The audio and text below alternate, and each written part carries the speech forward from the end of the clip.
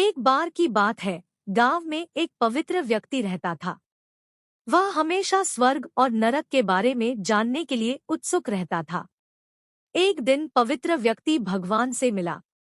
जब वह भगवान से मिला तो उसने पूछा, प्रभु, क्या आप मुझे बता सकते हैं कि स्वर्ग और नरक कैसा है?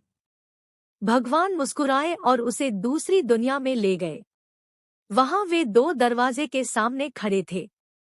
भगवान ने उसे जाने के लिए कहा और प्रत्येक दरवाजे के अंदर खुद जाकर देखने के लिए कहा। पवित्र व्यक्ति ने जाकर पहला दरवाजा खोला। वहां उसने एक बड़ी गोल मेज देखी जिसके चारों ओर लोग बैठे थे। मेज के बीच में स्वादिष्ट सूप का एक बड़ा बर्तन रखा गया था। वहां बैठे सभी लोगों के हाथों में बहुत लंबे चम्मच थे। मेज के बीच में स्वादिष्ट सूप के बर्तन तक पहुंचने के लिए चम्मच काफी लंबे थे, लेकिन लंबे चम्मच के कारण भजन से भरा चम्मच लोग मुंह में नहीं ले पा रहा। लंबे चम्मच की वजह से खाना ना खा पाने के कारण वे सभी दुबले-पतले और बीमार लग रहे थे। वहां के लोग बहुत दुखी थे। वहां पीड़ित लोगों के दुख को देखकर पवित्र व्यक्ति कांप उठे। वह उस कमरे से बाहर आया और दूसरे कमरे का दरवाजा खोला।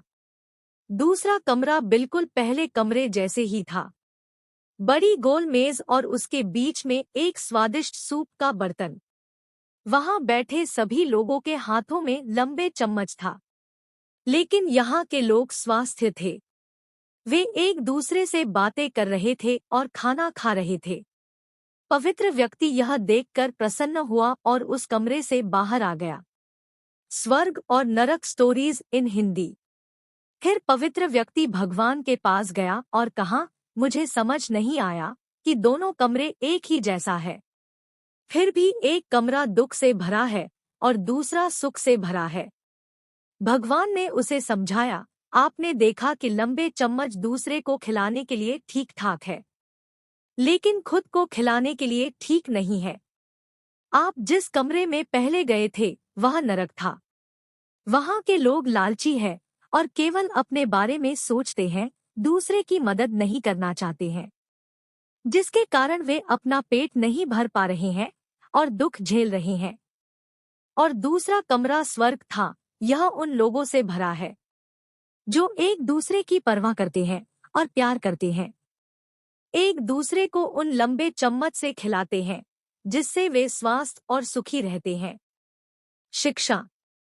यदि हम एक दूसरे का समर्थन और देखभाल करें तो हम अपने जीवन को स्वर्ग बना सकते हैं और खुशी से जी सकते हैं।